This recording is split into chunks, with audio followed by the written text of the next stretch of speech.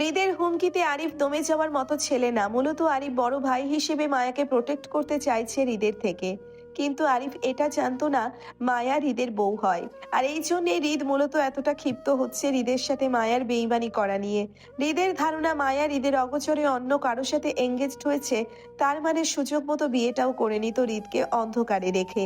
স্বাভাবিক ক্ষেত্রে সকল ছেলেই হৃদের মতো এতটা রিয়াক্ট না করলেও স্বাভাবিকের চেয়ে দ্বিগুণ রিয়াক্ট করতো নিজের ভালোবাসার বউয়ের দ্বিতীয় পুরুষের জন্য। বিয়ের জন্য প্রস্তুতি নিতে দেখলে অক্ষত আরিফ হৃদের হুমকিতে দমে না গিয়ে পুনরায় হৃদের শার্টের কলার চেপে ধরতে চাইলে, হৃদ রাগে মেজাজ হারিয়ে মুষ্টিবদ্ধ হাত উঠিয়ে আরিফকে আঘাত করতে চাইলে বাধা দেয় মায়া। তৎক্ষণাৎ হৃদকে চাপটে ধরে আকুতিস্বরে কেঁদে উঠে বলল, প্লিজ আমার ভাইকে আর আঘাত করবেন না আপনি। আমার জন্য অনেক অসম্মান হয়েছে ভাই। আরিফ ভাই আমাদের বিয়ের সম্পর্কে কিছু জানে না। প্লিজ ভাইয়াকে ছেড়ে দিন। আসিফ ভাইয়া প্লিজ আপনি আরিফ ভাইয়াকে একটু ধরুন প্লিজ। মায়ার কান্না আরিফ হাত থেমে যায়। আরিফের মনে হলো সে মায়ার মুখে কিছু ভুল শুনেছে।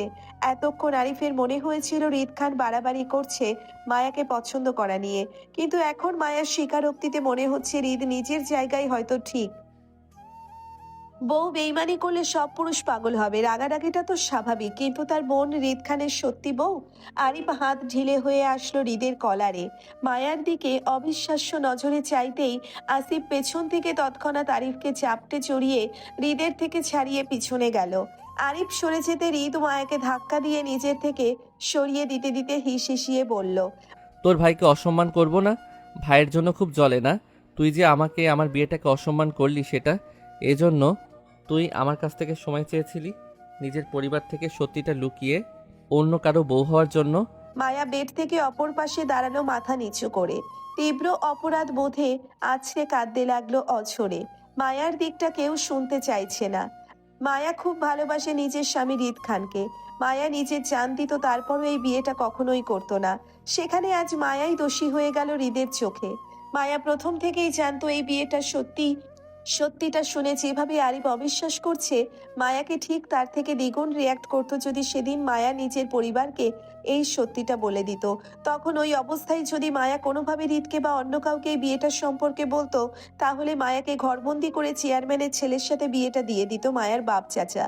তখন হৃদের সঙ্গে যোগাযোগ করার সুযোগ পেত না সে। তবে মায়া চট্টগ্রাম এসেও হৃদকে সত্যিটা জানায়নি, কারণ হৃদকে সত্যিটা বলার মতো উত্তম সময় তখনও ছিল না। হৃদকে কিছু বলা মানে ওদের দুজনের বিয়েটা দুই পরিবারের মাঝে জানাজানি হয়ে যাওয়া একই কথা ছিল, আর গোপন থাকতো না বিষয়টা। মাত্র মায়ার বোনের বিয়েটা হয়েছে ওই পরিবারের। এর মধ্যে মাসখানেক সময় না গড়ালে ছোট বোনের বিয়েটা প্রকাশ পেলে দুই পরিবারের ঝামেলা সৃষ্টি হবে ভেবে মায়া চাচ্ছিল অন্তত ওর বোনের বিয়েটা মাসখানেক মতো সময় পার হোক, তারপর না হয় দুই পরিবারের মায়াদের বিয়েটা জানাজানি হোক। হৃদ শান্ত মস্তিষ্কের মানুষ নয়। মায়াকে বিয়ে দিতে চাইছে এই বিষয়টা শুনলে সে মায়াকে নিজের কাছে রাখতে চাইবে। এর মধ্যে যদি দুই পরিবারের কেউ বাধা দিত, তাহলে তার পরোয়া না করেই মায়াকে নিয়ে যেত নিজের সঙ্গে। মায়া এমনটা চাই না। মায়া চাই দুই পরিবারের সবাইকে পাশে নিয়ে হৃদের সাথে বিয়ে আগাতে। মায়া অঝরে কাদা মধ্যে শোনা গেল আসিফের গলার স্বর। আরিফকে বলছে সে, তুমি আমার সাথে আসো আরিফ। ভাই ভাবি ওনারা দুজন বিবাহিত, তাদের মধ্যে আপাতত আমাদের না দাঁড়ানো উচিত। তোমার সকল প্রশ্নের উত্তর আমি দিব, চলো। প্রথমের মায়ার মুখে, এখন আসিফের মুখে একই কথা শুনে স্তব্ধতা নিশ্চুপ মেরে গেল আরিফ। তীব্র অবিশ্বাসে হঠাৎ কেমন মাথা ঘুরিয়ে উঠতেই আসিফ আহত আরিফকে টেনে কেবিন থেকে বেরিয়ে গেল, যাতে আবারও হৃদের মুখোমুখি হয়ে আহত না হয়। রক্তাক্ত আরিফ। হৃদের আঘাতে কপাল ফেটে রক্তে চুপচুপ হলো। কপাল, গলা আর সাদা শার্টের বুকের কাছটাই কিছু অংশ। আহত হৃদও হয়েছে, তবে সেটা আরিফকে আঘাত করতে গিয়ে হাতে কেটেছে। মায়া হৃদের ভয়ে পিছাতে পিছাতে কেবিনে এক কোণে গিয়ে দাঁড়ালো। পরিস্থিতি এমন ভয়াবহ আর ভয়ঙ্কর রূপ নিবে সেটা কেউ বুঝতে পারেনি। হৃদের চোখে মুখে মায়াকে ঘিরে শুধু অবিশ্বাস্য আর বেইমানির প্রহরতা খেলা করছিল। হৃদকে মায়া এত ভালোবাসে, সেটা প্রকাশ করার পরও কিভাবে সেই নারী তার সেই ভালোবাসার পুরুষটির সাথে বেইমানি করতে পারে সেটা জানা নেই হৃদের। মায়া সবসময় বলে সে হৃদকে অনেক ভালোবাসে, তাহলে হৃদের সাথে বেইমানিটা করলো কেন? কিসের জন্য? হৃদ মনস্তাত্ত্বিক ভাবনায় আবারও মেজাজ হারিয়ে ভয়ঙ্কর রাগে শরীরের সাথে রক্তাক্ত হাতগুলোও কাঁপতে শুরু করলো পুনরায়। হৃদের হাত দুটো রাগ কন্ট্রোলে করতেই তখনও মুষ্টিবদ্ধ ছিল, অথচ রাগের তোপে হৃদের হাত সহ গলার অ্যাডাম অ্যাপেলস কাঁপছে ক্ষণে ক্ষণে। মায়ার আর হৃদের দিকে তাকানোর সাহস করতে না পেরে মাথা নিচু করেই রাখলো। হিংস্রত্ব হৃদ আবারও রাগে মেজাজ হারিয়ে কক্ষে বেড সহ বিছানা উল্টে ফেলতে ফেলতে ফের চিৎকার করলো মায়ার উদ্দেশ্যে। মেজাজ হারিয়ে বলল, আমি জীবিত, কিন্তু তুই অন্য কারো। আমি মরে গেলে কি করবি? আমাকে ভুলে সংসার করবি? কিভাবে পারলি আমার সাথে বেইমানি করতে? তোর বুক কাঁপলো না? জীবনের সব চলবে, তোকে হারিয়ে একা থাকা চলবে, কিন্তু বেইমানি নট অ্যালাউ। হৃদের কথায় মায়া দুহাতে মুখ চেপে কাঁদতে লাগলো অপরাধ বোধে। হৃদ কথাগুলো শেষ করে রাগে কিরমির করে তৎক্ষণাৎ কক্ষ ছেড়ে বেরিয়ে গেল। যাওয়ার সময় দরজার কড়া আঘাত দেওয়াল সহ দরজাটি কেঁপে উঠল দেওয়ালের সঙ্গে বাড়ি খেলে। এই মুহূর্তেই হৃদ এখান থেকে চলে না গেলে রাগের বশে মায়াকে আরো আঘাত করতেই দ্বিধা করবে না বলেই হৃদ বেরিয়ে গেল। মায়া হৃদের চলে যাওয়ার দিকে তাকিয়ে আরো কান্নায় ভেঙে পড়ল। আজ মায়া হৃদের চোখে বেইমান বউ হয়ে গেল, অথচ মায়া নিজের স্বামীকে কতটা ভালোবাসে সেটা কিভাবে বোঝাবে? আজকের পর আর বিশ্বাস করতে চাইবে মায়ার ভালোবাসাকে ওর স্বামী? মায়া তো বেইমান বউ হয়ে গেল ওর স্বামীর। মায়ার কান্নার মধ্যেই হঠাৎ আরিফের কথা মাথায় আসতেই দুর্বল শরীরের মায়া তৎক্ষণাৎ হৃদের পেছন পেছন সেও দৌড়ে বের হতে দেখলো আরিফ হসপিটালের করিডোরে মাথা ঝুঁকে মন্ত হয়ে বসে। ঝুঁকে থাকা কপাল বেয়ে ছুঁয়ে ছুঁয়ে রক্ত পড়ছে দুপায়ের মাঝের ফ্লোরে। ব্যস্ত আসিফ কিছু একটা বোঝাচ্ছিল আরিফকে, হয়তো নিজে ট্রিটমেন্ট করাতে, কিন্তু নিস্তব্ধ আরিফ তখনও মত্ত হয়ে নিশ্চুপ বসে। মায়া বুঝতে পারলো আজ মায়ার জন্য আরিফের আত্মসম্মানে আঘাত লেগেছে অনেক। যেমনটা হৃদ অসম্মানিত হয়েছে ঠিক তেমনটা আরিফ হয়েছে। মায়ার অপরাধ বোধে এগোলো আরিফের দিকে। হৃদকে দেখা গেল আসিফ আরিফের সামনে গিয়ে রাগান্বিত ভঙ্গিতে চলে যেতে। হৃদকে চলে যেতে দেখে আসিফ এক পলক পেছন থেকে আসা মায়ার দিকে তাকিয়ে হৃদকে ভাই ভাই করে উঁচু স্বরে ডেকে হৃদের পিছনে দৌড়তে চাইলে আবারও থেমে যায় মায়া ও আরিফকে রক্তাক্ত অবস্থায় দেখে। এই মুহূর্তে ভাই বোন দুজনের ট্রিটমেন্ট দরকার, সেই সাথে হৃদও দুর্বল। সুগার ফল করেছে, এই অবস্থায় হৃদের হুঁশ কম থাকে। জেদের বসে হৃদ একা ড্রাইভ করতে গেলে নিশ্চিত কোনো বড় ধরনের একটা অ্যাক্সিডেন্ট ঘটাতে পারে। অস্থির চিন্তিত আসিফ পুনরায় আরিফের পাশে দাঁড়ালেও হৃদের জন্য ছটফট করতে লাগলো ক্ষণে ক্ষণে। বারবার হৃদের চলে যাওয়ার দিকে তাকিয়ে আরো চিন্তিত হতে লাগলো। আসিফের ছটফট করার মধ্যেই মায়া এসে আরিফের পায়ের কাছটাই বসলো, দুহাতে আরিফের পা জড়িয়ে আরিফের কাছে ক্ষমা চেয়ে অঝরে কাঁদতে কাঁদতে বলল, ভাই আমাকে ক্ষমা করে দাও, আমি তোমাকে অসম্মান করতে চাইনি। পরিস্থিতি এমন হবে আমি কখনো বুঝতে পারিনি। আমি তোমাদের দুজনের অপরাধী ভাই, আমার জন্য আজ তোমাদের দুজনের অসম্মান হলো। আমি সত্যি এমনটা চাইনি, আমার ভুল হয়েছে ভাই, আমাকে ক্ষমা করো। মন্ত আরিফ তখনও নিশ্চুপ হয়ে বসে। হ্যাঁ একটা শব্দ পর্যন্ত করলো না। মায়ার প্রতি বিশ্বাসটা আজ হৃদের মতো আরিফও হারিয়ে ফেললো। আজ আরিফের আত্মসম্মানের আঘাত পেয়েছে খুব। আরিফ মাথা তুলে মায়ার দিকে না তাকিয়ে ওই অবস্থায় ব্যর্থ গলায় বলল, আমাকে এতদিন সত্যিটা বললি না কেন? আরিফের ভাঙা গলার মায়ায় আরো কেঁদে উঠল। মায়া বুঝতে পারছে আরিফ কতটা কষ্ট পেয়েছে মায়ার দ্বারা। মায়া একই ভঙ্গিতে আরিফের পা জড়িয়ে ফুপিয়ে কেঁদে উঠল। আমি ভয় পেয়ে গিয়েছিলাম ভাই, সত্যিটা জানলে তোমরা কিভাবে নেবে সেই ভয়ে কখনো বলতে পারিনি। শ্, আমার ক্ষমা করে দাও ভাই, আমি এসবের কিছুই চাইনি, কিছুই না। মায়ার কথায় আরিফ তেমন কিছুই আর বলল না। বুক ভারী দীর্ঘশ্বাস গোপন করে আবারও নত মস্তিষ্কে বলল, হাতে রিংটা দে। মায়া তৎক্ষণাৎ নিজের অনামিকা আঙ্গুলে থাকা এঙ্গেজমেন্ট রিংটা খুলে আরিফের দিকে বাড়িয়ে দিতেই সেটা হাতে নিল আরিফ। মায়ার দিকে না তাকিয়ে শুধু উঠে দাঁড়াতে দাঁড়াতে মায়ার উদ্দেশ্যে একটু করে বলল, আরিফ। আয়। আরিফ করিডোর ধরে সামনে হাঁটতে চাইলে বাধা দেয় আসিফ, বলে, তুমি অসুস্থ আরিফ, তোমার ট্রিটমেন্ট প্রয়োজন। কপালে রক্ত পড়া বন্ধ না করলে তুমি সমস্যায় পড়বে। আসিফের কথায় আরিফ ক্লান্তিতে হেসে বলল, হৃদয়ে অনেক রক্তহরণ হচ্ছে আসিফ ভাই, খুব বুক ব্যথা করছে। কপালটা তো সামান্য কেটেছে মাত্র। আপনার কাছে বুক ব্যথার ঔষধ থাকলে একটা দিন, খুব অসহনীয় জ্বলছে বুকটা। মায়া কান্না আর আরিফের ভাঙা স্বরের গভীর কথাগুলোর মানে বুঝতে দেরি হলো না আসিফের। পরিস্থিতি এমন অসম্মানজনক হবে সেটা আসিফও কল্পনা করেনি, কিন্তু যা হবার তা হয়ে গেছে, সেটা বদলানোর যাবে না। কিন্তু তাই বলে আরিফ ট্রিটমেন্ট নিবে না সেটা তো নয়। আরিফ আসিফকে পিছনে ফেলে টলমলো পায়ে কয়েক কদম হাঁটতেই তীব্র দুর্বলতা বেহুশ হয়ে পড়তে নিলে আসিফ পুনরায় চাপটে ধরলো আরিফকে। আরিফের পরপর মায়াও একইভাবে পেছন থেকে বেহুশ হয়ে পড়লো দুর্বলতায়। কাল রাত থেকে মায়া অসুস্থ ছিল, এখন আবার হৃদের তাণ্ডবে মায়া আরো দুর্বল হয়ে পড়লে আরিফের সঙ্গে সঙ্গে সেও জ্ঞান হারালো।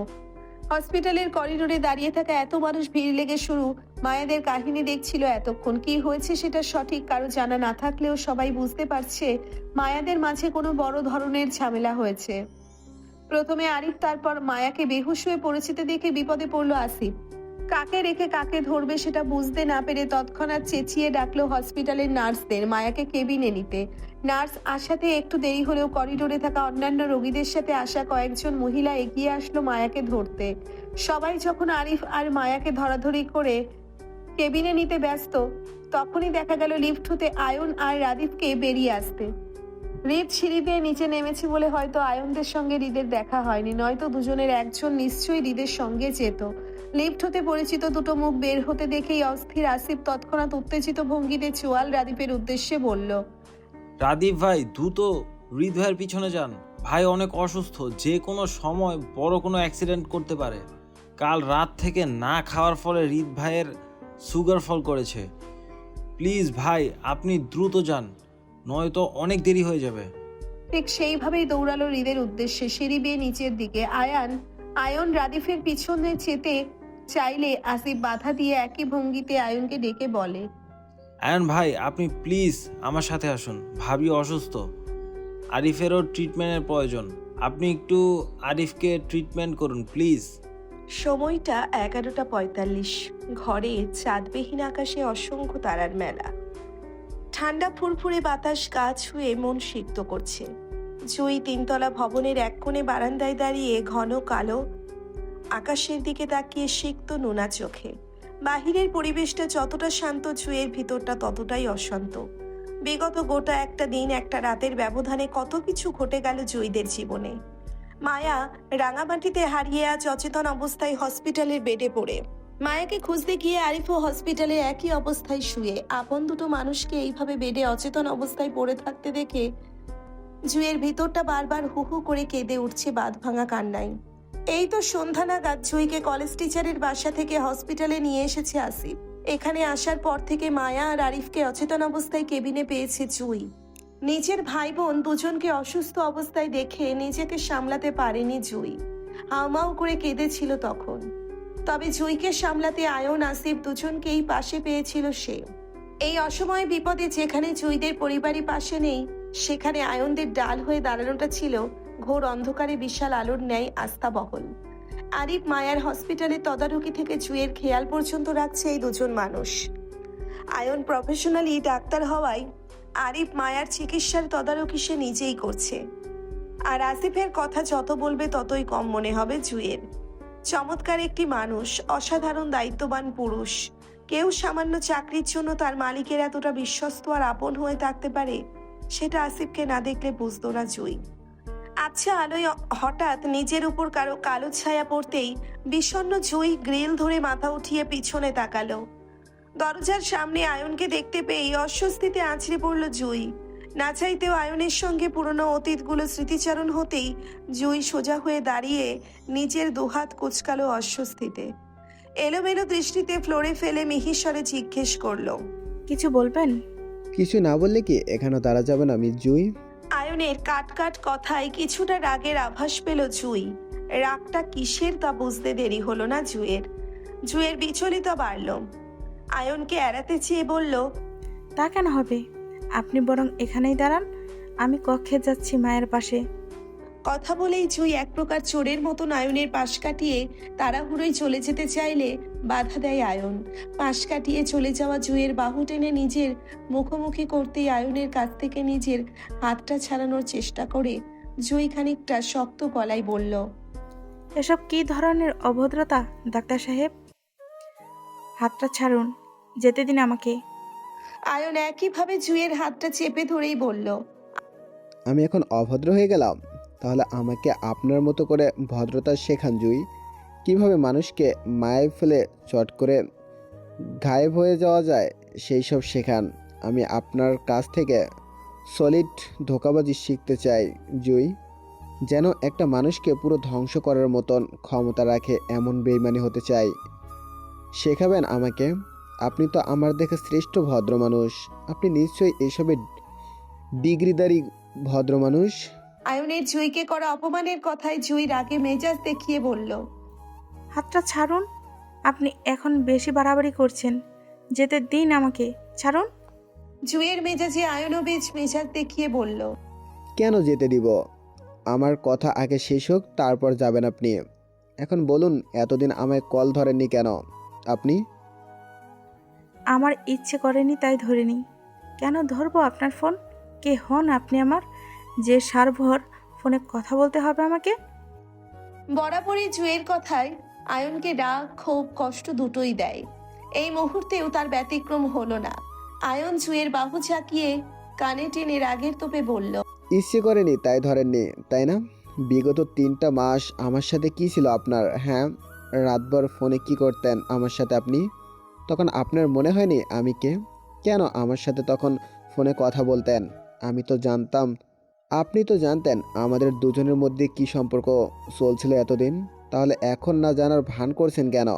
জুইও একইভাবে বলল, আমি যাকে মনে করেছিলাম সে আপনি নই। একটা ভুল বোঝাবুঝির সম্পর্ক ছিল বলে সেটা আমি শেষ করে দিয়েছি। আপনি একা শেষ করলে হবে? সম্পর্কটা ছিল আমাদের দুজনের। শেষ করতে হলে আমাদের দুজনের সমান মতামত থাকবে সেখানে। আপনি একা শেষ করার কে? আপনি কি শুধু একাই ছিলেন এই সম্পর্কে? আমি ছিলাম না। তাছাড়া ভুল বোঝাবুঝি শুধু আপনার পক্ষ থেকে ছিল জুই। আমি শুরু থেকে জানতাম ফোনের ওপাশের মানুষটা আপনি ছিলেন। আপনাকে জেনেই সম্পর্কে জড়িয়েছিলাম আমি। তাহলে এখানে আমার দোষটা কোথায় সেটা বলবেন জুই? আমি তো আপনার কাছে যাইনি, আপনাকে ফোন করিনি, বরং আপনি আমার কাছে এসেছেন নিজের ভালোবাসা ঝুলিয়ে নিয়ে। আমাকে আপনার অভ্যাসে পরিণত করে হঠাৎ হারিয়ে গেলেন অন্য কারো অজুহাত দিয়ে। আপনি একটা বারো আমার কথা ভেবেছেন জুই? আপনাকে ছাড়া আমি কেমন থাকবো? আপনি তো আমাকে ভালোবাসতেন জুই, তাহলে কেন এমন করছেন? কেন আমাকে এত কষ্ট দিচ্ছেন? সবটা ঠিক করে নেওয়া যায় না? আমি তো মানুষটা সে আগে রয়েছি, যার সাথে আপনি মন খুলে কথা বলতেন, সব কিছু শেয়ার করতেন। তাহলে আপনি এখন কাকে খুঁজছেন জুই? জিদ্দি জুই জেদ ধরেই বলল, বললাম তো সবটা ভুল বোঝাবুঝি ছিল। আমি আপনাকে কখনো ভালোবাসিনি। জুইয়ের মুখে আপনাকে কখনো ভালোবাসিনি কথাটা আয়নের বুকে কোথায় যেন একটা চিনচিন ব্যথা শুরু হলো ঘুমোটে। আয়ন সেইভাবেই বলল, তো কাকে ভালোবাসেন জুই? রাদিফকে? আমাদের ফোনে কথা বলার আগে রাদিফকে কয়বার আপনি সরাসরি দেখেছেন জুই? একবার।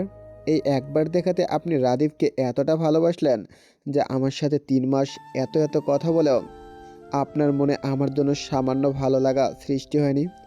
আপনার সব ভালো লাগা, ভালোবাসা, ফিলিংসের আদান প্রদান সব কিছু তো আপনি আমার সাথে শেয়ারিং করেছিলেন জুই।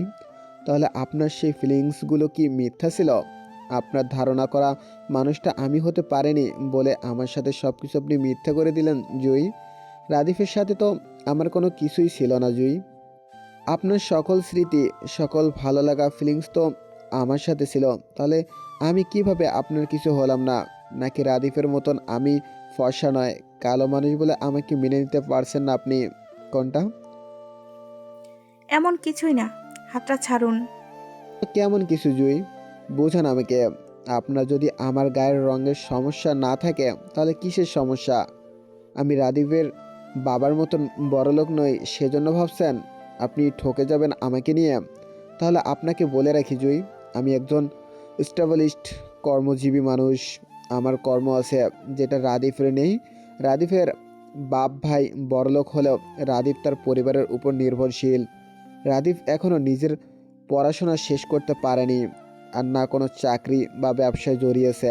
আপনি রাদীফকে এত বড়লোকই ভাব দেখেছেন না, সেটা শুধু রাদীফের বাবা দাদার পৈতৃক সম্পত্তি দাপটে।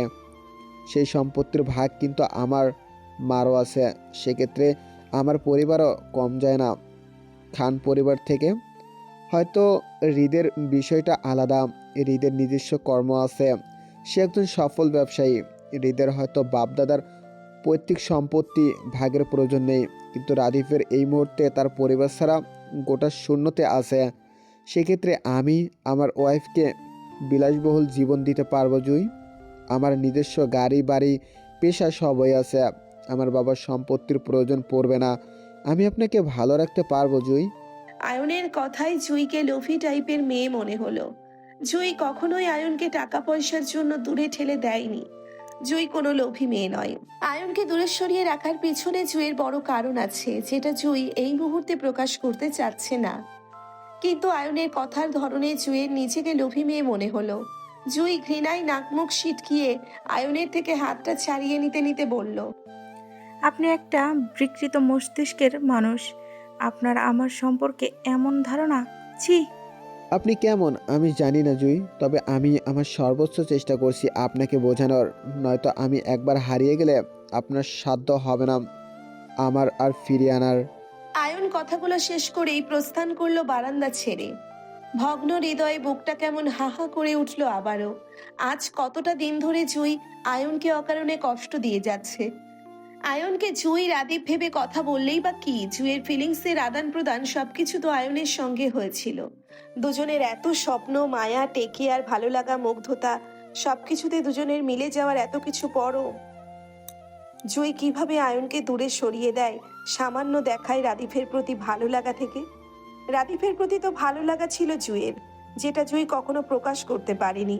সামান্য ভালো লাগা থেকে যদি জুই রাদীপের জন্য আয়নকে অস্বীকার করতে পারে, তাহলে আয়নের প্রতি ভালো লাগাটা তো জুই অসংখ্যবার আয়নকে বলেছিল ফোনে। তাহলে আয়ন কিভাবে সবকিছু ভুলতে পারবে এত সহজে?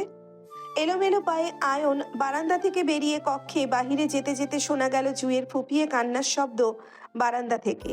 জুইয়ের কান্নায় আয়নের বুকে আবারও চিনচিন ব্যথা অনুভব করলো। চারপাশে কেমন যেন গুমোট আর কষ্টে ভরা পরিস্থিতি।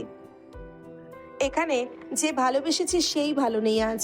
আয়নকে দরজা ধরে বেরিয়ে যেতে দেখে দু চোখ মেলে তাকালে মায়া। জুই আয়নের কথার মাঝেই মায়ার হুঁশ ফিরেছিল। দুজনের তর্ক বিতর্কে মায়া আর শব্দ করলো না, বরং চুপচাপ চোখ বন্ধ করে পড়ে রইল বিছানায়। প্রথম থেকেই মায়ার কানে এসেছিল দুজনের কথা। অসুস্থ মায়া ঘাড় ঘুরিয়ে তাকালো বারান্দার দিকে। ভেতর থেকে ভেসে আসছে জুইয়ের কান্নার শব্দ। মায়া ঘাড় বেঁকে তাকালো পাশের বেডে শুয়ে থাকা আরিফের দিকে। মাথায় মোটা ব্যান্ডেজ বাঁধা, চিত হয়ে লম্বা করে পড়ে আছে সেখানে। মায়া আরিফের দিকে এক দৃষ্টিতে তাকিয়ে থেকেই চোখ দিয়ে ধরধর করে অশ্রু ঝরালো অপরাধ বোধে। বিকেলে ঘটনা স্মৃতিচারণ করতে করতে ভাঙা গলায় ধীর স্বরে ডাকলো আসিফকে। মায়ার ছোট স্বর ডাক কেবিনের বাহিরে না পৌঁছলেও বারান্দায় থাকা জুইয়ের কানে ঠিকই পৌঁছলো। দ্রুত তাই হাতের উল্টো পিঠে চোখ মুছে তাড়াহুড়ো কক্ষে প্রবেশ করতেই জুই দেখলো মায়ার হুঁশ ফিরতেই। মায়াকে সজ্ঞানে পেয়ে খুশিতে আত্মহারা জুই তৎক্ষণাৎ ছুটে গিয়ে মায়াকে চাপটে ধরতেই ব্যথায় গোঙালো মায়া। ব্যথিত মায়ার ব্যথার ঠাউর করতেই তৎক্ষণাৎ মায়াকে ছেড়ে উঠে দাঁড়াতে দাঁড়াতে জুই বলল, সরি, আমার মনে ছিল না তুই অসুস্থ। খুব ব্যথা পেয়েছিস? ডাক্তার ডাকবো? জুইয়ের অস্থিরতায় মায়া তেমন কিছুই বলল না। এই মুহূর্তে মায়ার অল্প শব্দ করতেও কষ্ট হচ্ছে। তারপরও মায়া ছোট গলায় জানতে চাইল আসিফের কথা। আসিফ ভাইকে ডাক দে জুই। আসিফের খোঁজ করতে দেখেই বিচলিত হলো জুই। উদ্বিগ্ন গলায় বলল, কেন, কোনো সমস্যা হচ্ছে ঋতু? ব্যথা পেয়েছিস খুব? মায়া একই অবস্থা বলল। জুই আসিফ ভাইকে ডাক, আমি কথা বলবো। মায়ার ব্যথাতুর কণ্ঠে জুই তৎক্ষণাৎ আসিফকে ডাকলো কক্ষে আসতে। মায়ার হুঁশ ফিরেছে শুনে মুহূর্তেই কেবিনে ছুটে আসলো আসিফ।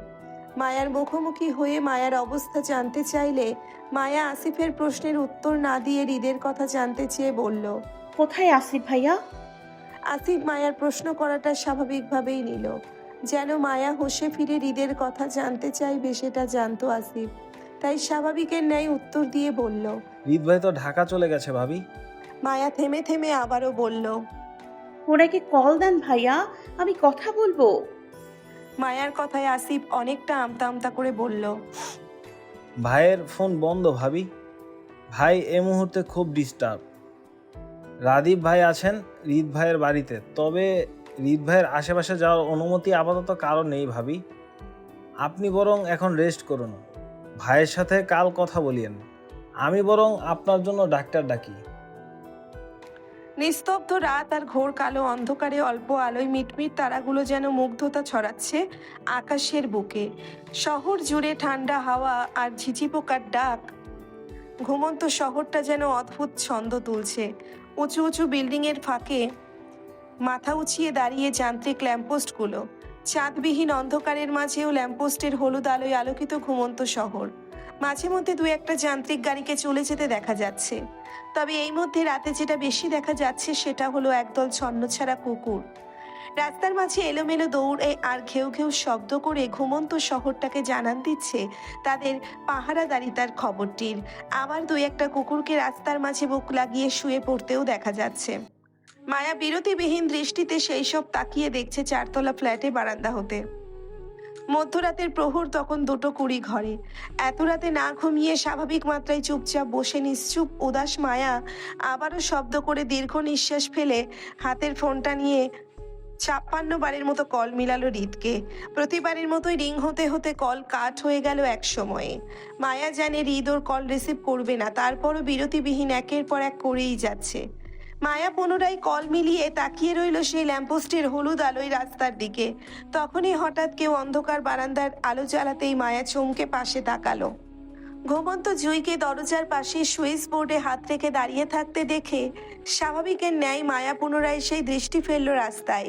নিস্তব্ধ নীরবতা ভেঙে মায়াই প্রথমে বলল, আলোটা চোখে লাগছে জুই, লাইটটা অফ করে দে। মায়ার কথায় সত্যি সত্যি জুঁই তৎক্ষণাৎ লাইট অফ করে মায়ার পাশে বসতে বসতে ঘুমন্ত গলায় বলল, এত রাতে এখানে কি করছিস তুই?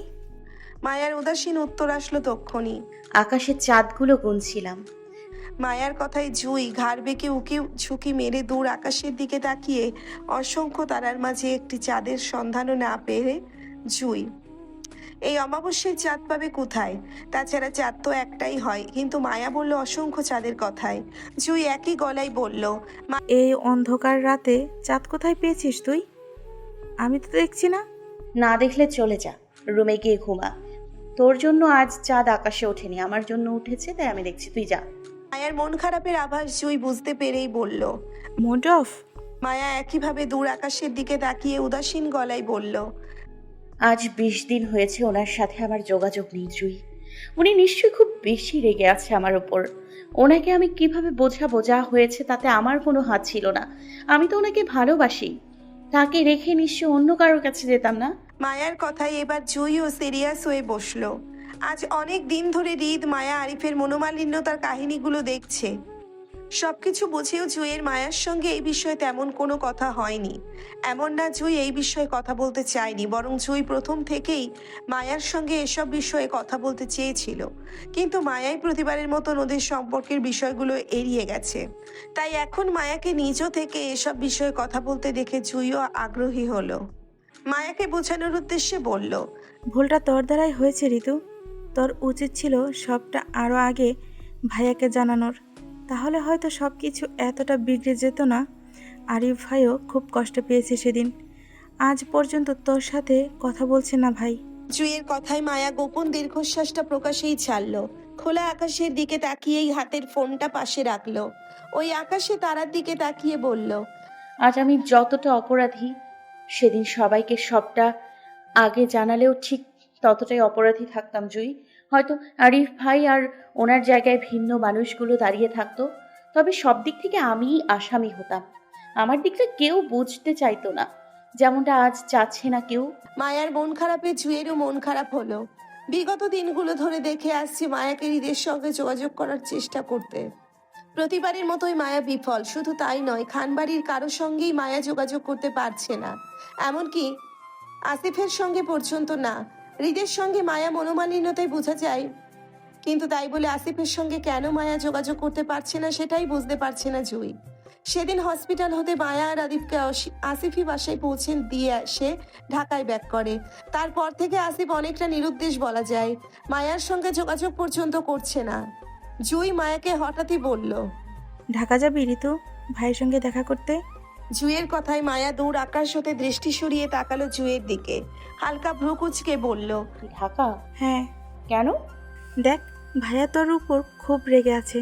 আমার মনে হয় না তিনি কখনো তোর ফোন রিসিভ করবে, এজন্য বলছিলাম তুই বরং কাল ঢাকা চলে যা ভাইয়ের কাছে।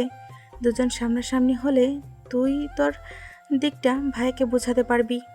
আর উনি যদি বুঝতে না চায় আমাকে তখন? দেখ ঋতু, কোনো মানুষ এতটাও শক্ত হয় না যে সে তার ভালোবাসার মানুষের দিকটা বুঝতে চাইবে না, অবুঝের মতন বারবার আঘাত করবে। আমার মনে হয় তুই ভাইয়ার কাছে গেলে তিনি আর রাগ করে থাকতে পারবে না তোর উপর, বরং তোর দিকটা শুনতে চাইবে। তারপরেও যদি দেখিস তিনি তোর দিকটা বুঝতে চাইছে না, তাহলে মনে করবি ভাইয়া তোকে আর নিজের জীবনে চাইছে না, হয়তো তিনি ভিন্ন কিছু চাইছে। হতে পারে সেপারেশন।